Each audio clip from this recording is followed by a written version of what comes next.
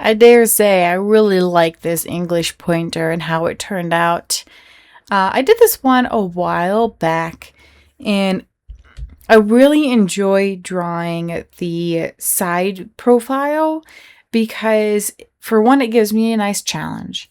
And then for two, it kind of reminds me of those older fashion portraits where it was just like the side profile of people or animals. But I played around with the different colors in this one, and I think that it turned out really well. So you could see that I added some blue in there, some vibrant blue. And there's actually quite a bit of blue that I do use in here. And then this eye, the more detailed you can get the eye, the better, because then it'll have that nice glossy look to it. And also it does create a nice sense of personality. And I do get a lot of compliments from my clients that I really do recreate their personality in the portrait. So it matters a lot to me that I do. And a lot of the time I actually ask my clients beforehand, hey, what is your dog like? Or what is your cat like? I like to get to know the personality before I start drawing them, because I do think it helps to incorporate a little bit more of their personality overall. So I'm using a gray blue, and then I'm using one of those darker raw umber colors, which is a little bit more of that greenish, that natural greenish brown color. And then I'm using a dark sepia, which has a very nice dusty brown with a little bit of purple in there. So I'm using a variety of very different colors that you really wouldn't think of using, but when you add them all together, it actually creates a beautiful portrait. So I highly recommend you go and play around with the colors that you have, because you're going to end up enjoying not only yourself, but the end results from doing so. So once again, I use that blue in there, and you'll see the results are going to look phenomenal. You know what's pretty sad too is that I don't always play around with the colors, nice rich colors like this for every single portrait. But I heavily recommend it, and I think when I'm just kind of in that mode of let's just get this done, where you have a time limit, I don't always allow myself to be creative, and that can really stunt my growth. So I really want to get back into playing around with different colors. Right now I'm actually working on a butterfly project, so I am drawing all different species of butterflies and moths as well. And it's really challenged me to play around with the colors that I have to create a good sense of depth, but also to see how could I blend really strange colors along with those vibrant colors at the same time. So there are some butterflies that just have like 1,000 different colors, but if you apply a little bit more of some like very strange ones along with it to kind of like contrast it in a way, I do think that it will end up with a nice, beautiful result. And if you are new here and haven't watched any of my videos, I am using mineral spirit oil with that paintbrush. And what that does is it blends all the colors together so that I can apply more detailed layers on top. And it alleviates all the pressure and pain on my hands too, because I don't have to apply nearly as much pressure. And I don't end up ruining the paper at the same time. So it's a win-win. Now the ear is a very similar technique. So I'm using very similar colors as well as drawing in the same direction and making sure that I am providing a good sense of depth by applying darker colors and heavier pressure in the shaded areas, and then lighter pressure and lighter color pencils and more of the highlights to midtones. So working on that contrast is going to be your best friend at this point. If you have any questions too, just comment down below. I'm more than happy to answer any questions that you have. A lot of the time I get the question, what materials are you using?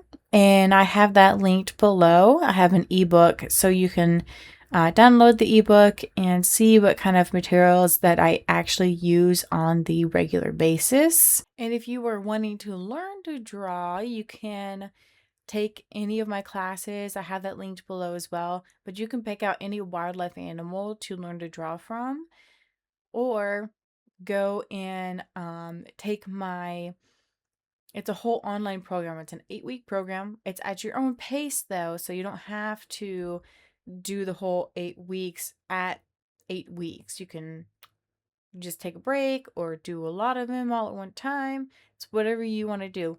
But it's learn to draw your own pet portrait.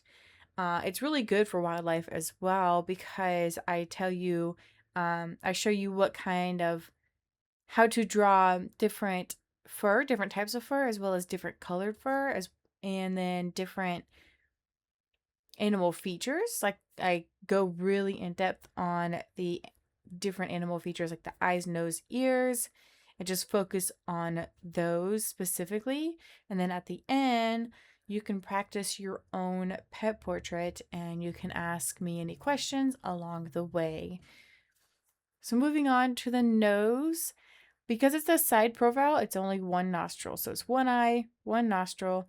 It's really fun to work with just one, honestly.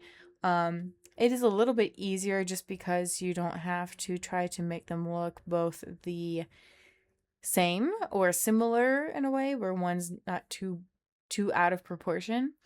But once again, it's still the similar colors. So you've got a lot of blues in there, some darker blues, and then in the highlights, some lighter blues. So there's really a lot of blue that's actually involved in this portrait, even in the white section here. So you can see I'm using a light gray blue to create some a sense of direction in the fur that's going all the way from the top of the muzzle to the bottom of the mouth.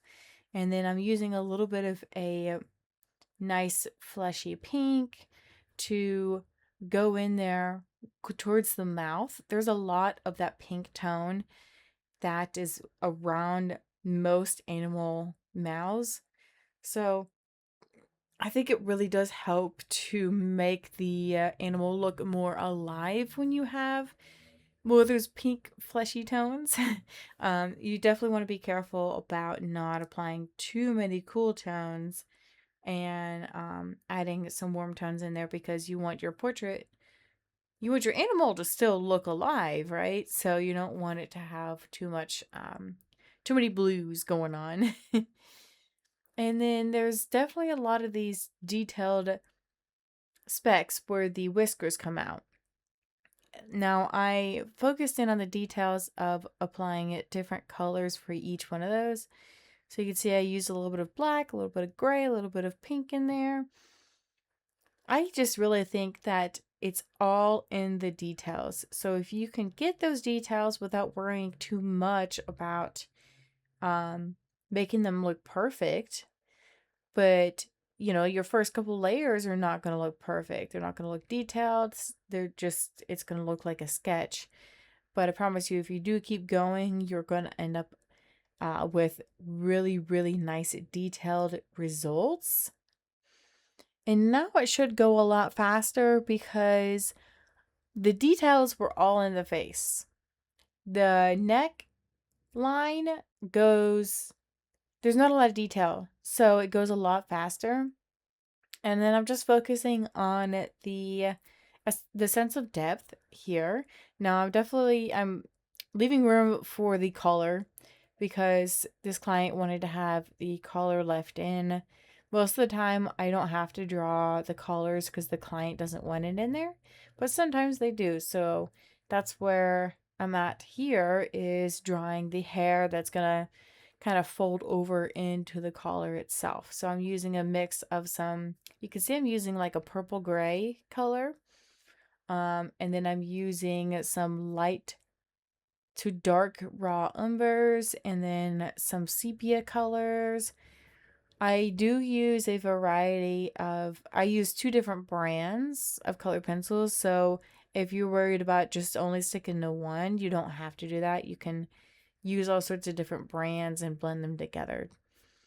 And then I'm using the white color pencil to burnish some of that area. And what that does is it helps to create a waxy coating over the top of all those layers.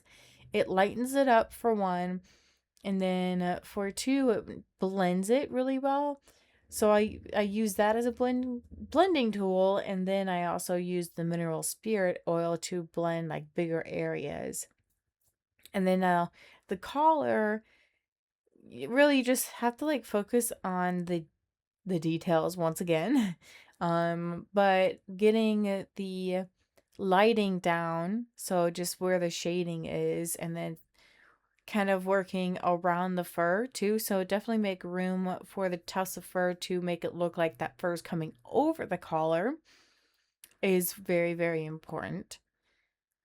But there's not a lot more details than that ultimately, but you do want to keep your pencil nice and sharp because you're working in a smaller, tight space. It's better to get the details if you have a sharper color pencil.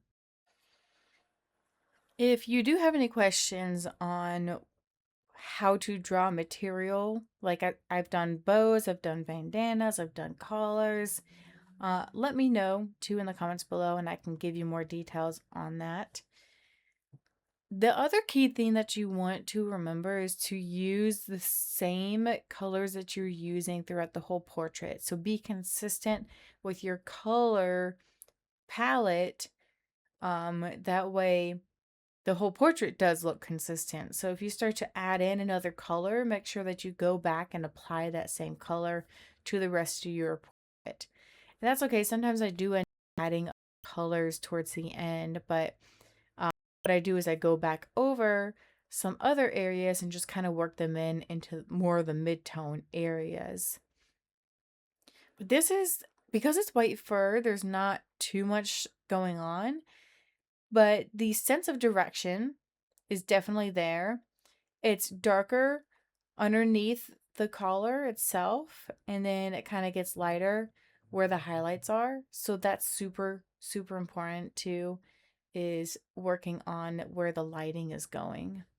Now I'm just going to speed things up. You'll see how much goes into the details here.